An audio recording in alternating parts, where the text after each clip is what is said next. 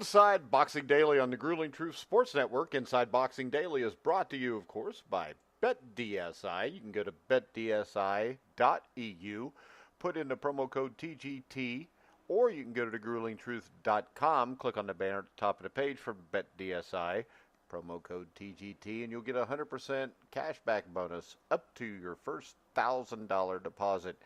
I don't want to forget about the Retired Boxers Foundation and Jackie Richardson and Alex Ramos. And we're going to get Alex on the show next week. Alex is one of my favorites.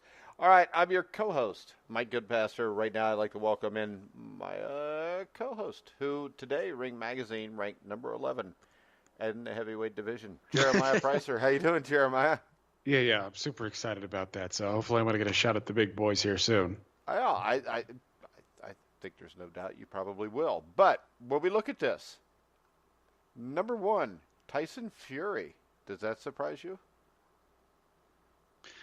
No, it doesn't, because honestly, that was my choice as number 1. I tried to argue that in transnational as well, but I think that's the right move. I mean, it's tough because I think on merit you could say, hey, Anthony Joshua was seen by most people as being the best heavyweight in the world. Andy Ruiz knocked him off, and like you said, this was when John was on. You could say that, just on a single win merit alone, he could deserve a number 1 ranking. And, but I think you could also say, well, hey, Ruiz is already he's already a betting underdog against Joshua in the potential rematch. Guys who score upsets like this, history typically isn't too kind to them. Again, they typically don't maintain their titles. So I think you could argue this a number of ways, but I do think the Ring got it right here by putting Ruiz in his position and having Fury and Wilder number 1 and number 2. I think that was the right call. But if you had Ruiz at 2 or if you had him at 1, I don't think you can argue too hard about that. All right. I'm not really sure about this. I could see having him anywhere from 1 to 3. My problem is this. Deontay Wilder, outside of Luis Ortiz, has nothing else, and I'm not a huge Luis Ortiz fan.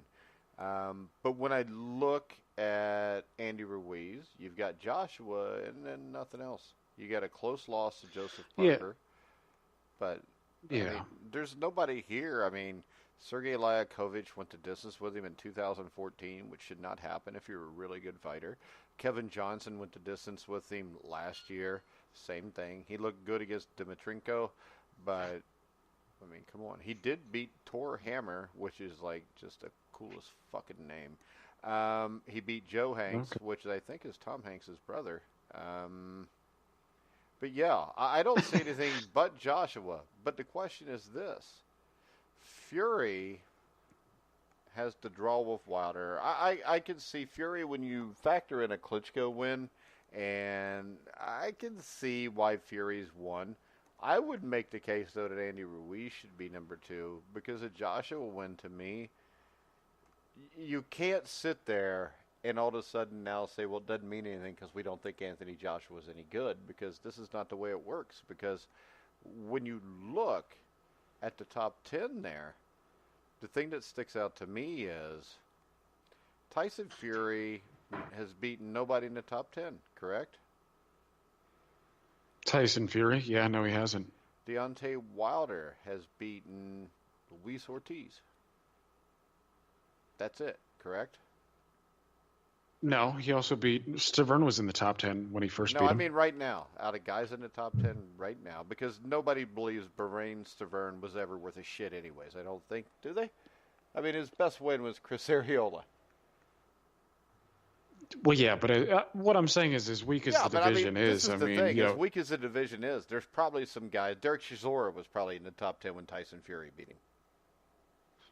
Yeah, probably. But I'm saying, if you're just looking at recent, what have you done for me lately? Ruiz beat the guy that's number 4. Wilder beat a guy that's number 6. Right. I would lean towards Ruiz. Yeah, well, I mean, over Wilder. Yeah, again, I think that's fair. I think you could have Ruiz anywhere from 1 to 3, like you said, and I think that's fair because, I mean, just with the way the modern division is, just with the way the modern state of boxing is, typically there's a lot of hair splitting involved, and it's especially so in a division like heavyweights, where these guys are fighting rarely. It's not often that they're competing against top 10 level guys. So it's tough. I mean, again, I think just on, the merit of single victory alone, I think Andy Ruiz's win over Anthony Joshua is probably the best single win of anybody in the class now. And again, I think you could justify putting him number 1. I mean, Wilder is really, he's getting by on the strength of his sustainability, right? He's been able to, he hasn't fought a killer's row. Just about none of these people are, but Anthony Joshua had the best resume, arguably the best resume of anybody in the division. But yeah, Wilder's really getting along because of his knockouts and because he's not been knocked off yet.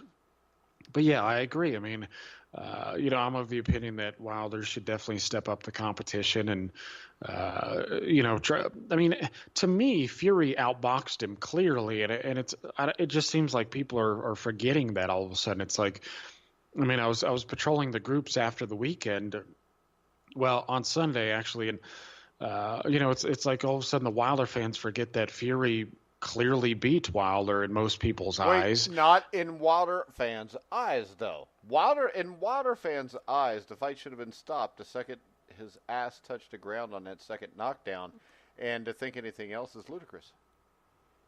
Well, yeah. Well, not only that, the count was long, so so Fury got a little handout from the ref and everybody else at that point. But no, I mean this is the thing is most people saw. I mean, again, I pointed this out before, but the people at Transnational in the ring, everybody saw Fury outbox him. That's why they promoted him over Wilder. I mean, if it was really that close of a draw, you wouldn't have had that because there have been plenty of cases where that hasn't happened. But yeah, I think Wilder has to be below number 1, regardless of what you say. I mean, I think. I just don't think there's any way you can argue that Wilder's number 1 after his performance against Fury. He just doesn't look like it. And I mean, Ruiz is number 1.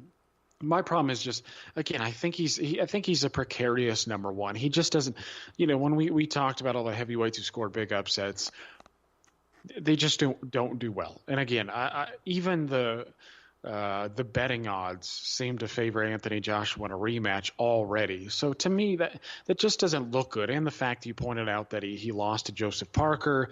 Parker himself is a good fighter, but he hasn't had a significant victory.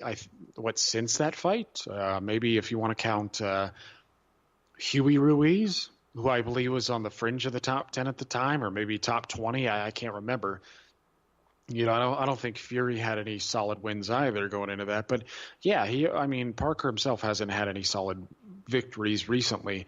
So again, I don't know, 1 through 3, I don't really care where you put them. But my preference is Fury at number 1, just because I think he'd beat everybody. I mean, I think he beat Wilder. I think he would outbox Ruiz. And, at this point, I'd favor him against Joshua as well. So that's one thing that I factor in. Well, I think what this shows us here is this, though. With Ring Magazine doing this, with Fury at 1 and Wilder at 2, that means if they fight, the winner would be the heavyweight champion, correct? Well, I don't know. I don't know. I mean, it's I don't know. I mean, it's tough because, you have Transnational and the Ring competing against one another, and the Ring has, they haven't really followed the line for years and years now. They've, with Michalczewski and Antonio Esparagoza, et cetera, et cetera. I don't know. I just think you would have to have the top 3 clear it up before you would actually have a heavyweight champion. I mean, I don't know. It just feels too, I don't know. Again, it's tough. I mean, I think that's the way that it should be done. but I just don't know. How about this? It's tough with the state of things. Is this the worst top 10 in heavyweight boxing history? Probably, I don't know. In history, I don't know. It's pretty bad. When Dempsey was the champion. But this is bad. I mean, you got Fury. Maybe. Fury, who took, a couple years off, beat up a couple guys that aren't very good. I don't even know if you could say beat him up. It wasn't like it was a one-sided beatdown. Number two, you got Wilder. Number three, you got Ruiz, who, outside of the Joshua upset, has nothing.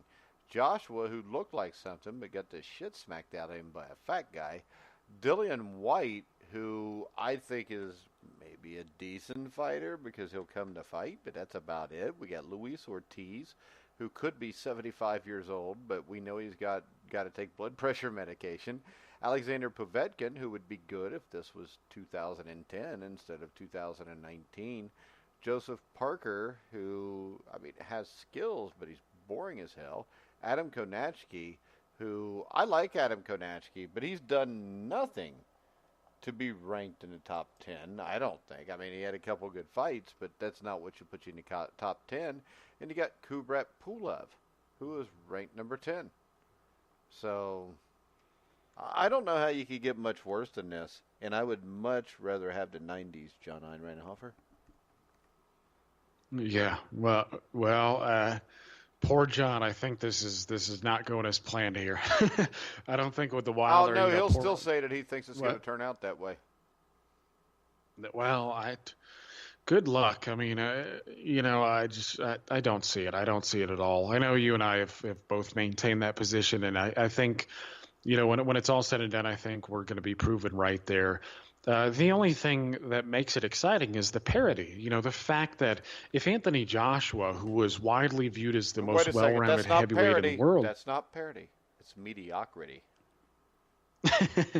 Well, I'll go with that then, and I will say that adds some excitement because it tells you that, any one of these guys can be knocked off at any moment, so I suppose that gives reason to watch sometimes.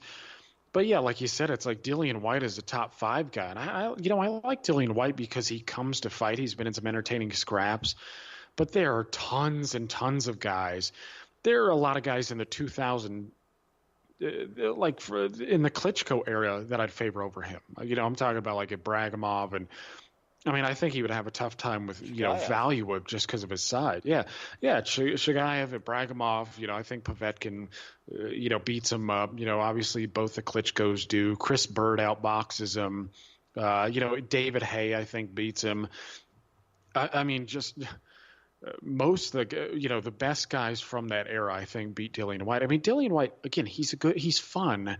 But he does lack some technique. His stamina is not great. You saw him fade against Joseph Parker, who was, in better shape. And Parker, to his credit, he looks like one of those guys who would fit in an earlier era just because he's not, got a fat tire around his waist. But yeah, Dillian White. It's not a strong top 10. It's funny because before this, a lot of people would tell you that this era is a strong one compared to the Klitschko era. And again, reflecting on it more and more, I just don't see that. I really don't. The Klitschkos, I don't think people will realize how good the Klitschkos were.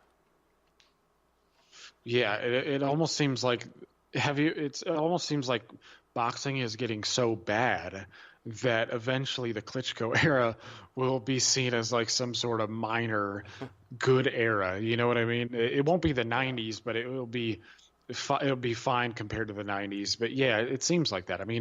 Wilder, these guys are just not that impressive. And again, that's why I don't understand why, people are like comparing it to Buster Douglas and Mike Tyson. Like, wow, how big of an upset was this? It wasn't, obviously. It was a big upset, sure, but huge. Comparing it to, Braddock and, Bear and, Tyson and Douglas and things of that nature, it just doesn't belong in the conversation. It's not that big. Josh was viewed nothing like a Tyson was. He's not seen as that sort of dominant figure.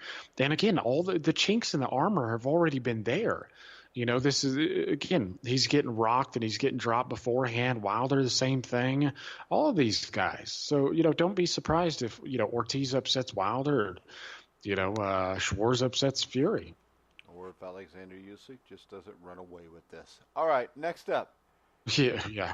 Andy Ruiz made it clear to himself, at least on Wednesday, that if Anthony Joshua and his management team want him to travel to the UK for the rematch, they're going to need to pay him $50 million for the fight.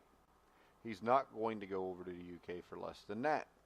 I call bullshit on this. He's going to the UK. He's going to take less than $50 million, and he's going to like it. Yep. He's going to have to suck that up and just deal with what he signed. I mean, to be honest with you, Ruiz probably wasn't that sure that he was going to, come out of the Joshua fight victorious. I mean, yeah, he was probably confident in his ability, but he signed the contract knowing that there was a chance, and he signed the contract for $15 million in the rematch. That's what he's going to get. Regardless if he has the titles or not, he's contractually obligated to fight Anthony Joshua in a rematch. And, the thing is a lot of people are saying, oh, well, he doesn't deserve $50 million. I mean, he doesn't deserve that much. I mean, just because he has, a win over Joshua, it really doesn't make him a 50 million type fighter. He doesn't have that power. I mean, a lot of people are behind him and it's exciting. And, there are tons of Mexicans who would get behind him, and his drawing power will be better after this for sure, even if he gets blasted in the rematch against Joshua. But he's not getting $50 million. He's not really even getting that close to it. He signed the contract for 15. That's what he's going to get. And, Hearn and Joshua, they dictate the time and the place. And, it's going to be in November or probably December, and he's probably going to be fighting in the UK. That's just what it is. I mean, he did it to himself. And to be honest with you, you can't blame the guy. I mean, he did what he had to do to get the fight. Yeah. And he made, $7 million or something for the Joshua fight? I mean, if Jarrell Miller had not tested positive for PEDs, how much do you think Ruiz would have gotten for the year? He'd have probably gotten like $500,000. So the dude's doing okay, and that $15 million means he's going to be doing okay as well. You know what? I bet you anything Dillian White wishes he wouldn't have taken any drugs, and I bet Luis Ortiz wishes he'd have taken the freaking fight. Yeah, seriously, because Deontay Wilder might wish that he would have taken the fight, right? I mean, you never know. That might have $25. He'd have been good to go.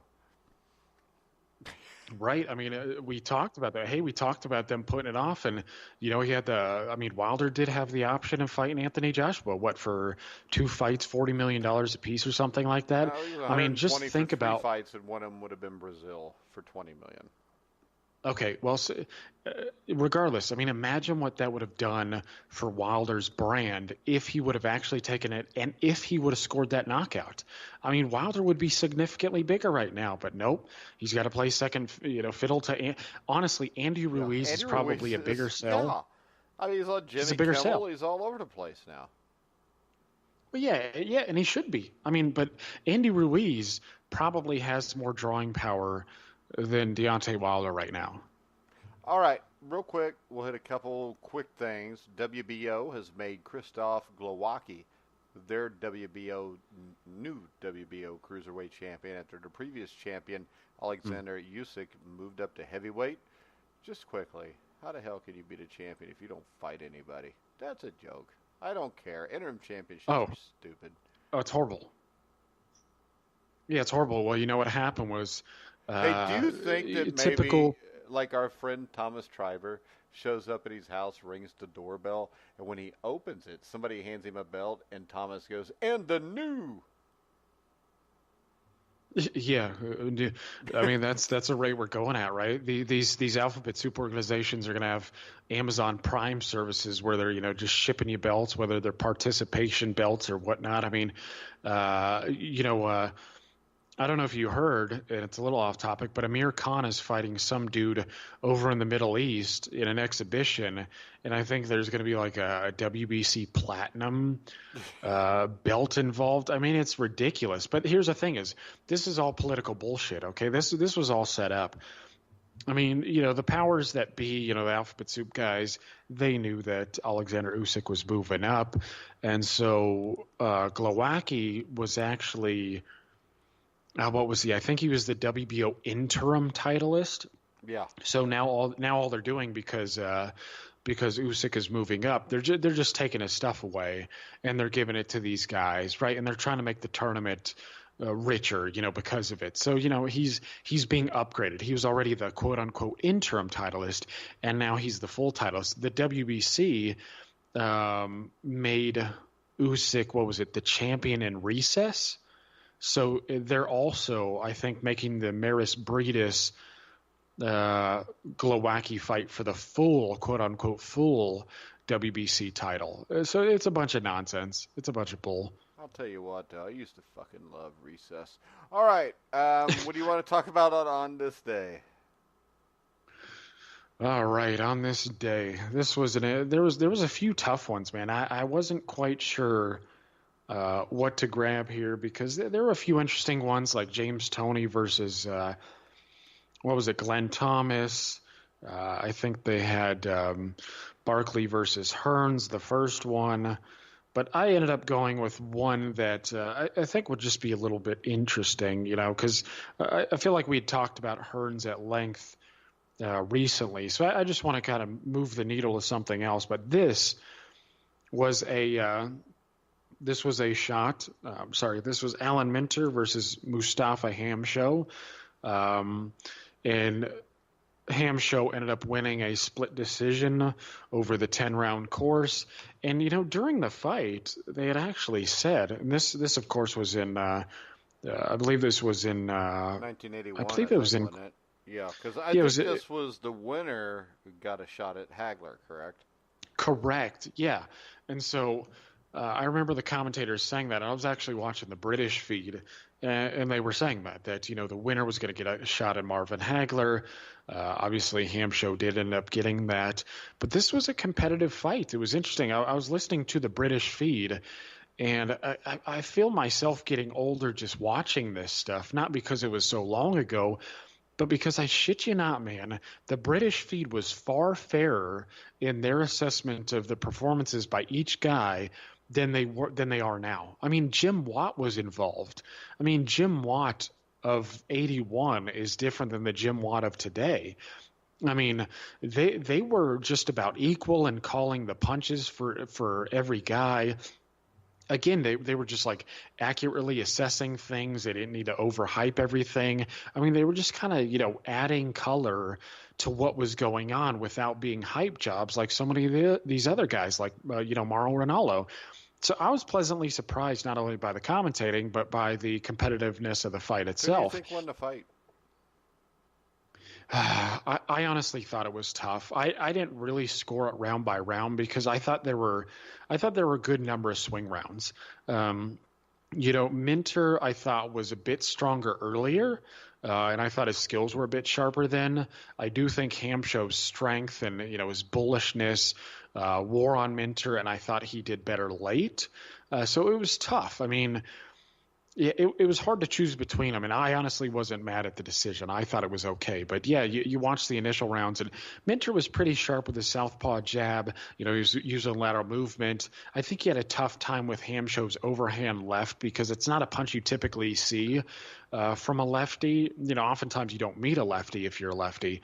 But Hamsho was real rough and rugged. To the referee's credit, he was breaking these guys quickly, and I think he warned – Minter for holding as early as, round 3? Minter, though, he did start to get his timing down a little bit better because there was a lot of missing in the real early rounds. You could tell that the guys were just kind of trying to find their way. Minter hurt Hamsho in the 5th round with a really nice left hand. The 5th round was a great fight, or a great round. It was, yeah. No, Yeah, you're right. No, Hamshow was a rough guy, strong puncher, bullish, and it's funny. Even the commentator said he was more built like a bodybuilder, and he was a pretty strong guy. And they were wondering if he was going to fade late in the fight, but it seemed like Hamshow just. I thought he was a bit busier later in the fight, but no. Hamshow's problem was he would swing wildly at times, and he did that against Minter. Minter clipped him with a nice left, and rocked him, and then followed it up not long after with I think a 3-punch combination, and had him hurt against the ropes. But Hamshow held on, and there was some nice duking it out. All the way until the end, but it was a fun fight, man. I liked it. I thought it was competitive, and I wasn't mad at the decision at all. Yeah, and that led to Mustafa Hamshow getting brutalized by Marvin Hagler over 11 rounds in Chicago. And I believe that was on HBO, and it was the undercard to Mike Weaver and James Tillis. Wow, is that right? Yeah. Huh. That's a hell of an undercard today. But yeah, Hamshow.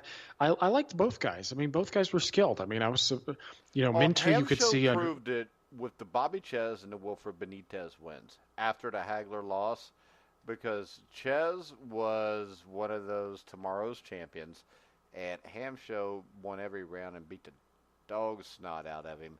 And then I think the Benitez fight is what got him the shot at Hagler, because I think they fought that at middleweight, and the winner was to get the shot at Hagler. So we could have seen Hagler and Benitez if Benitez won this fight, but Hagler beat the hell out of him. Yeah, well, Hamshow beat the hell out of Benitez. Yeah, so that's a fight I haven't seen, but yeah, I mean, Hamshow was rough, man. I mean, I thought he was just his style, his feet weren't quick, but they weren't bad. I mean, you could see that he had some amateur background, and I remember during the broadcast they said he was like a Middle Eastern champion, whatever the hell that meant. But he did have some amateur experience, and you oftentimes don't see guys from Syria, in the pro ranks boxing. But yeah, he had a tough style for boxers. I mean, if you didn't have real quick feet, he was tough for you because his feet weren't great, but he threw wide shots. And so if you were rolling to your right, for instance, like you saw with Alan Minter, Hamshow would kind of do this duck thing and throw an overhand right, and it would stop your momentum. And then if you moved to your left, he would do the same thing with his right hook. So he was pretty good at cornering guys and beating them up when he had them there. And, he did some rough stuff too. He was, well, I would say remember your favorite word. I think that there was a lot of nuance to Hamshow, even though most people think he was just a brawler. Yeah, no, I don't think you could say that. I think they could say what you said, where there was some nuance, but I don't think you could just say that. He didn't have no damn nuance. He went straight ahead and he headbutted people and he punched them. I was fucking being sarcastic, Jeremiah. No. Okay. He actually cut Hagler in the first fight with a headbutt, if I remember, like the third or fourth round. And I think that's why Hagler beat him up so bad. Yeah, Mustafa Hamshow was a brawler, but he was a really effective. Yeah, well, yeah, he was raw, but what I think is, because he would throw these looping shots and whatnot.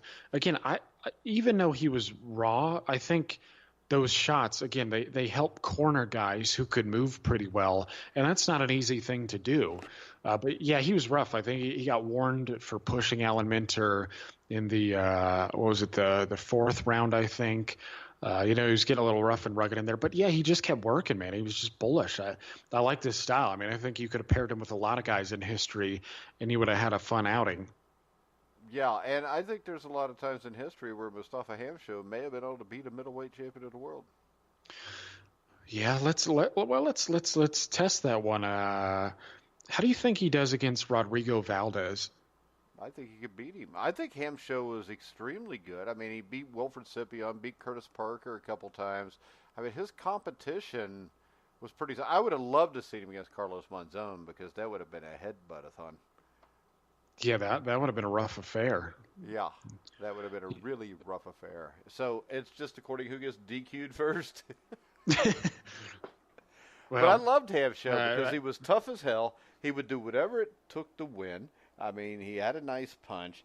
The fight against Minter is a very underrated fight. And I liked Minter, too. And I think that Minter and Hamsho are two of the guys that makes me believe Hagler was as great as what he was, because I think Minter was a really talented fighter. Hamsho was a badass, and Hagler, the first time it took him 11 rounds to get Hamsho out of there, but the second time it seemed to me like Hamsho showed up to make his money, and then he was going home because he wasn't going to take an ass whooping like he did 3 years before. And the interesting thing on that is this was the first time I'd ever seen Mike McCollum, because Mike McCollum won a vacant title against a kid by the name of Sean Mannion, I think. This was at Madison Square Garden. I think the card was on HBO, but I didn't have HBO living in the middle of Indiana. So I saw it like months later, or a few months later, a few weeks later, whatever it was. NBC reran it on Sports World, and they showed probably about half of the McCallum-Mannion fight, and then they showed the complete Hagler-Hamsho fight, but that's what I remember about that. And I get off track all the time thinking about stuff like that, but what the hell? So how do you think Hamsho does against a guy like Kelly Pavlik? Which Kelly Pavlik? Describe, man. Do I sound like a Mike Tyson fan Kelly now? Are you talking about the 2 months where he was in his prime, or the rest of the time when he was drunk? The best Kelly Pavlik you can imagine. The best Kelly Pavlik I could imagine was the best Kelly fighter. The Kelly Pavlik that showed up in the first. The best Kelly Pavlik I think is the one from the first. Maybe the first or second Jermaine Taylor fight. Yeah, I think that Kelly Pavlik could have been the middleweight champion for 5 to 10 years, but he chose not to. The question that I have then is this. That Kelly Pavlik was better than Mustafa Hamsho. But from what we know of what happened to Kelly Pavlik after, if he's fighting a guy like Mustafa Hamsho and he's getting headbutted, he's getting elbowed, Hamsho's fighting back, how does Pavlik respond to that? Because Jermaine Taylor was a really talented boxer. But my question with Pavlik is, you have to question overall the heart that he fought with, because of the way his career just generally went to hell, because he didn't have the self-discipline to continue it on. And I mean, that's what fighters like that, it comes down to. We talk about Leon Spinks. Leon Spinks was not a great fighter after the Ali win because he did not have the self-discipline to be able to continue that. Mustafa Hamsho, I think, from 1980 to 1988, showed self-discipline. Now, I think Pavlik was just more talented. I think Pavlik wins, but I really wonder what happens if you put the best Pavlik in with the best Mustafa Hamsho, but I would lean towards Pavlik. I just question any fighter that all of a sudden just drops off the face of the earth and it's of their own doing. I always question what would happen if they get in a ring with a guy the style of Mustafa Hamsho. Yeah, like maybe it just pushes him over the edge. I mean, he had one of those styles that, you know. This is the thing. When I look at a guy that talented that decides not to use it, that tells me that, you know, shit got too tough. He didn't really want to fuck with it. So what happens if shit gets too tough? Yeah. And Mustafa Hamsho is definitely a guy that could make it too tough. He did it to Bobby Ches. Ches couldn't handle it, and Ches was a damn good fighter, even though I couldn't stand him. He did that to guys like Wilfred Scipion, who was a good fighter, Curtis Parker. Hell, even Donnie Lalonde, who fought Hamsho at the end of Hamsho's career, said that Hamsho was one of the toughest guys he ever fought. Yeah. If I had to bet I would bet Pavlik, but it would not surprise me, especially if it's a 15-round fight, then that might change who I'm going to pick also. But in a 12-round fight, at his very best, Kelly Pavlik would have beat the shit out of him. The question is, what happens when, you know, Hamsho doesn't go away when that happens? Yeah, I think that's a right call. I'd favor Pavlik as well. I mean, you know, his length is going to give Hamsho lots of trouble. I think Kelly Pavlik could have been a top 15 middleweight of all time if he'd had his head on. Well, you know, if he had his head on, I mean, he beat Jermaine Taylor, who beat Bernard Hopkins. I mean, and even Kelly Pavlik. Remember when he fought Sergio Martinez? That was a close fight, and this, you know, that was a Pavlik that, you know, people didn't really. I mean, that was after he got schooled by Bernard Hopkins. That was a Kelly Pavlik who didn't. And he knocked out Edison Miranda, who was not a great fighter, but he was a tough son of a bitch. Well, yeah. Well, and that's my thing is if Pavlik would have kept it together and he would have beaten Sergio Martinez. I mean, at the rate it went, at the rate what things went, it would have been interesting to see how exactly he would have done. I mean, he might have. I think he could have reigned for a while longer. I mean, if I think Dmitry Pirog would have probably posed a tough test. If it plays out kind of like it did in real life, and I don't think Miguel Cotto is going to want to jump to 160 and fight him. No. Yeah, I don't know. It seems like the best guys he could have fought were Dmitry Pirog and Golovkin, and because Cotto's not jumping up to fight either one. He's not jumping up to fight Pavlik. Golovkin would have beat him, but I think that would have been a hell of a fight. Yeah, that would have been real interesting, and it would have been nice to see things play out that way. Because the thing to me about Pavlik is this: I don't think we ever saw his best, Jeremiah. Well, I don't think he ever got to the point where he was at his best. Because, I mean, his title reign was really short, and I don't know. I just think that he stunted his own growth. Yeah, I think so too. I mean, the extracurricular activities certainly, got to him. But I do think for the Taylor fights, he was probably at his very best. And that was a very good Pavlik. I mean, he did get hurt, goofing around in the first fight. But Jermaine Taylor was a talented guy. He wasn't a great fighter, but he was a talented fighter. Yeah, I think you have to say that. I mean, look at what Bernard Hopkins was able to do, after those fights. Hopkins struggled with athletic guys like that, him, like Chad Dawson and some others. But yeah, I mean, you got to say that Jermaine Taylor was a damn good fighter. He was one of those guys who never maximized his potential either. But that I think that was because he wasn't.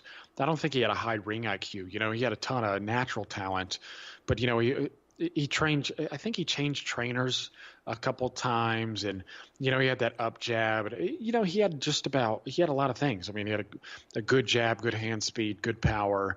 But he was just one of those guys who was kind of set in stone and didn't really make a lot of changes himself. But yeah, it would have been nice to see Kelly Pavlik reign for a little while longer. He had tons of selling potential, being a white guy from the Midwest. But yeah, and the worst thing too is I'm not quite sure what he planned on doing, because he actually, before, I think, what was it? He had a seizure or something, and I can't remember why, but he had a seizure. But I think he was training to fight Andre Ward at 168. It's like, man, with a guy with so much potential, he moved his career badly. Fight Bernard Hopkins and potentially Andre Ward. I mean, those were just fights that he didn't need. I think he was moved badly because I think the people close to him knew where this was headed. It was headed there quick, and they were cashing him out. Yeah, well, you're probably right. And with that said, I guess you can't blame him. But even then, it's like I wouldn't have had him fight Andre Ward. I would have sent him over to England to fight Carl Froch or something like that. Would have been safer. Exactly. Well, I think you make more money too. You mean so he could get up close look at Carl Froch's wife? Yeah, exactly. Okay. Hey, does Kelly Pavlik have a wife? I mean, I'm trying to think if I ever saw Kelly Pavlik with a wife. Are you trying to say Kelly might be homosexual? No, I'm not saying that. Okay. I don't know. We're not talking about Lennox Lewis here. I'm talking about. Ouch! I didn't say that for everybody that listens from the UK. That was Jeremiah. Yeah, that was me. Yeah, no, send your hate mail my way. No, I mean, it's just Kelly Pavlik was just. I mean, I'm trying to remember if I saw him with a wife. I think he had one. But I just don't remember. Lennox Lewis was gay, that somebody that would have done something with it would have come out and said something, so he could be like in the Daily Telegram or the Daily Sun or whatever they call it over there. I don't know. I mean, but if you think he'd been with a girl, you might hear the same thing. I know what you were going to say. So, all right. Yeah. Well, maybe we get Lennox on someday, and the last question we'll ask, I'll let you ask it, and that'll be it. All right. That'll be the last time we ever get Lennox Lewis on. It'll be the last time you get him on, because I'm going to fire you after that and then call him and apologize real quick. It's all right. That's all right. I'm kidding. I wouldn't do these shows with anybody else. But what? Well, nobody else likes me, so you probably don't either. But you just put up with me. Yeah. I just like doing the gig, Well, fuck you then. All right, we're gonna wrap it up on that note. I want to remind everybody to check out the Retired Boxers Foundation with Alex Ramos and Jackie Richardson. Do you see the stuff about Meldrick Taylor and he was supposed to have a gun in his house? They find out that he didn't, and a lot of things were fabricated against Meldrick. And the Retired Boxers Foundation, Jackie and Alex, I know have been helping him out, and they help out a lot of boxers. And I would really encourage you to go to the Retired Boxers Foundation and check that out. Jeremiah, anything you want to say before we wrap it up? Well, the only thing that I would say is that no, I don't know. I didn't really see anything in the news that I found interesting.